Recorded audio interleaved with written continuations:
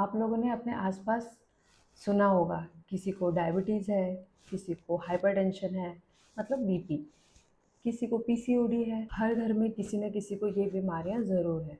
तो आप लोगों को ये भी पता होगा कि इन सभी बीमारियों को हम लाइफस्टाइल डिसऑर्डर कहते हैं। लाइफस्टाइल डिसऑर्डर मतलब लाइफस्टाइल के गड़बड़ होने की वजह से जो डिसऑर्डर हुए हैं, जो प्रॉब्लम्स हुई हैं, वो लाइफस्टाइल डिसऑर्डर। अब हम समझते हैं कि लाइफस्टाइल डिसऑर्डर हुआ क्यों।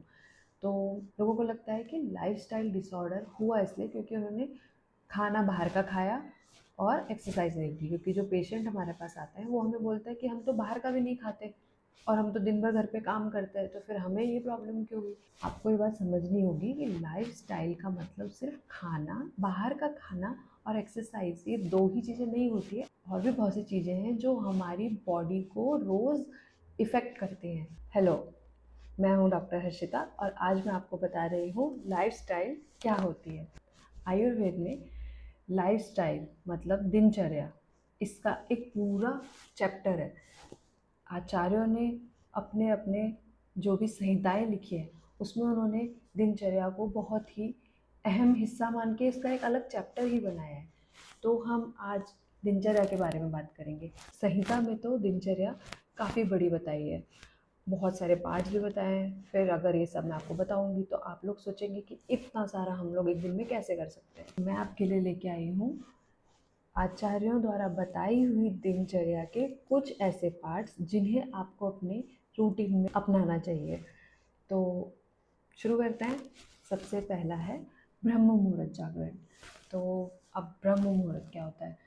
सूर्योदय होने से 1.5 घंटा पहले से लेकर 40 मिनट पहले तक के टाइम को हम ब्रह्म मुहूर्त कहते हैं।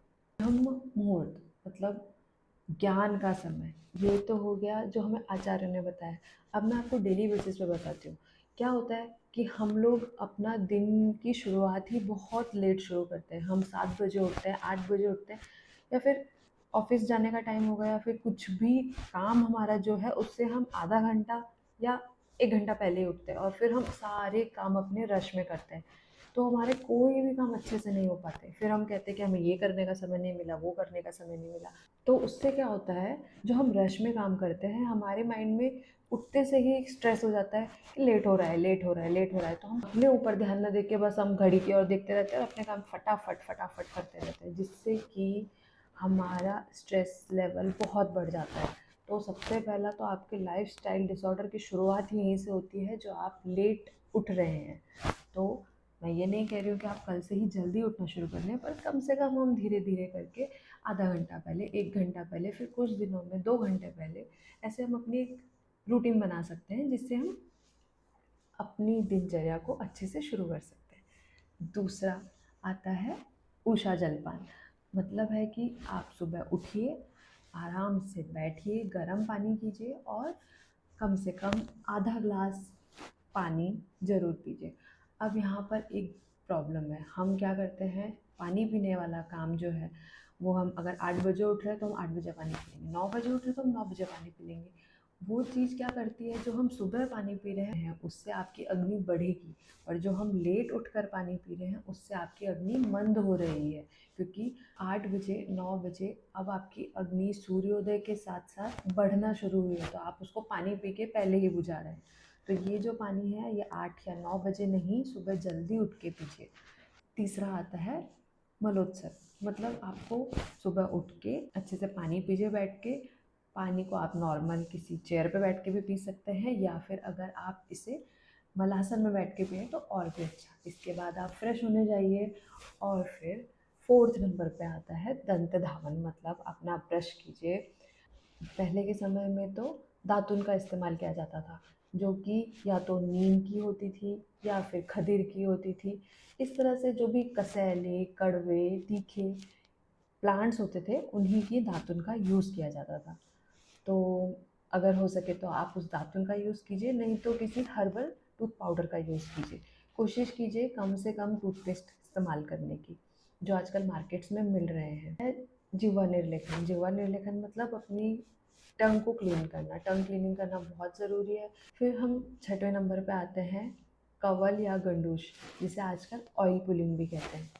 ऑयल पुलिंग अभी नया टर्म आया है, अब इसे फॉरेन में भी लोग यूज़ करने लगे हैं, पर हमारे आयुर्वेद में इसे पहले से ही लिखा गया है।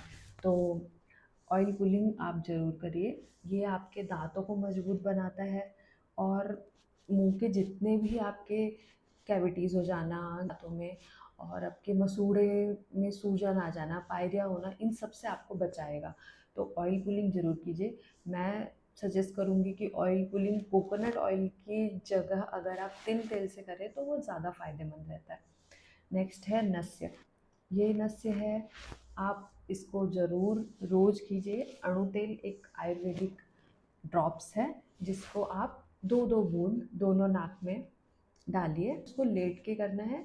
अ, मैं किसी दिन एक वीडियो अपलोड कर दूंगी कि नस्य को किस तरह से किया जाता है। तो अणु तेल इसका यूज आप इसमें कर सकते हैं। आयुर्वेद में कहा गया है कि ऊर्ध्व जत्रुगत जितने भी रोग होते हैं वो नस्य कर्म करने से नहीं होते। ऊर्ध्व जत्रुगत मतलब हमारे क्लेविकल से ऊपर होने वाले जितने भी रोग हैं, आँख हो गई, कान हो गए, नाक हो गए, इनको बल मिलता है और बालों की किसी भी समस्या में भी ये बहुत ज़्यादा फायदेमंद है। फिर उसके बाद हो गया अभ्यंग। मैं कहूँगी कि अभ्यंग आप अगर नस्य या ऑयल पुलिंग करना भी कभी भूल जाता है तो दैट इज़ ओके, बट अभ्यंग आपको रोज़ करना है। अभ्यंग का मतलब है फुल बॉडी में मसाज करनी है। आप अगर अभी कोई आपके पास तेल नहीं है तो आप घर के सरसों के तेल से भी मालिश कर सकते हैं। और आपको इस ऐसे करके, ये ऐसे गर्दन में पीछे, अपनी स्पाइन में, अपने पैरों में, अपने घुटनों में, सब जगह जितने भी जॉइंट्स हैं, जितनी भी आपकी पूरी बॉडी है, अभ्यंग जरूर करें। इससे क्या होगा, कफ और वात को ख़त्म करने का काम अभ्यंग करता है। अभ्यंग करने से क्या होता है, आपकी जो बोन्स हैं उनको मजबूती मिलेगी, आपकी स्किन और भी ज़्यादा ब्राइट हो जाएगी। रोज़ इस तरह से अपनी बॉडी में मसाज करेंगे तो ब्लड सर्कुलेट भी बहुत अच्छे से होगा। अगला है व्यायाम, एक्सरसाइज। आपको रोज़ अपने लिए कम से कम 15 से 20 मिनट ज़रूर निकालने हैं। और मैं ये नहीं कहूँगी कि एकदम बहुत ही विगरस आप एक्सरसाइज करिए, पर कम से कम छोटी मोटी एक्सरसाइज, आपके जॉइंट्स मूवमेंट हो गया और साइकिलिंग हो गया, लेटे लेटे साइकिलिंग कर सकते हैं। और या फिर छोटे मोटे जितने भी आपको योगा या आसन आते हैं वो करके, प्राणायाम करके 15 से 20 मिनट आप अपने लिए रोज़ निकालें, व्यायाम ज़रूर करें। अभ्यंग, व्यायाम और उसके बाद स्नान। स्नान करते टाइम आप नॉर्मल तो वैसे सोप वगैरह यूज़ करते हैं, बट अगर आप इसकी जगह पर हर्बल कोई पाउडर यूज़ करें, स्किन भी अच्छी हो जाएगी और आपको ऐसे केमिकल्स या हार्श केमिकल्स को अपनी स्किन पे यूज़ नहीं करना पड़ेगा। और स्नान के बाद मैं तो ये सजेस्ट करती हूँ कि आप सुबह ही खाना खा लें। भूख भी आई थिंक सो उस टाइम तक सब लोगों को बहुत तेज़ लग जाती है, तो फिर छोटा मोटा नाश्ता करने से अच्छा, अगर भूख अच्छी है तो आप लोग पूरा खाना, दाल चावल रोटी सब्जी सलाद उसके साथ जो भी लेना चाहें वो खा सकते हैं। दिन में आप फ्रूट्स वगैरह खा लें 1-2 बजे के करीब, जब भी आपको फिर से थोड़ी बहुत भूख लगती है। उसके बाद शाम के टाइम पे सूर्योदय से पहले आप अपना डिनर कर लें। अगर आपको डिनर जल्दी नहीं करना है तो आप ये कर सकते हैं, जो रात्रि का प्रथम पहर होता है, मतलब 7 बजे के करीब, कम से कम 7 बजे से लेट डिनर नहीं करें, उससे पहले ही आप लोग पूरा खाना खा लें। क्योंकि इसके बाद अगर आप लोग लेट करेंगे तो वो खाना पचने में थोड़ा सा प्रॉब्लम हो सकती है, क्योंकि आयुर्वेद में बोला गया है कि अग्नि जो होती है हमारी, वो सूर्य के साथ ही बढ़ती है और सूर्य के साथ ही घट जाती है। तो अगर सूर्यास्त हो चुका है तो फिर वो अग्नि भी आपकी धीरे धीरे अब कम हो गई है। और फिर अगर आपने डिनर लेट किया या फिर बहुत हैवी डिनर कर लिया तो फिर वो आपको डाइजेशन में इश्यूज क्रिएट करेगा। इसलिए हो सके तो लाइट डिनर करें और सूर्यास्त से पहले या फिर रात्रि के प्रथम पहर मतलब 7 बजे तक अपना भोजन अवश्य कर लें। और इसी तरह से जैसे हमने दिनचर्या बताया, उसी तरह से रात्रिचर्या भी है। रात्रिचर्या में कुछ ज़्यादा तो नहीं है, पर आप बस ये चीज़ ध्यान में रखिए कि आपको खाना टाइम पे खाना है और फिर अपना समय पर सो जाएं। तो आप लोग कोशिश करिए कि जो मैंने अभी आपको रूटीन बताया है उसको आप लोग पालन कर सकें, और फिर आप खुद ही फील करेंगे कि आप लोगों की हेल्थ में कितना सुधार आ जाता है, आप लोगों के डाइजेशन में कितना सुधार आ जाता है। आज का टॉपिक हम यहीं पे ख़त्म करते हैं। Please do like share and subscribe my channel. Thank you.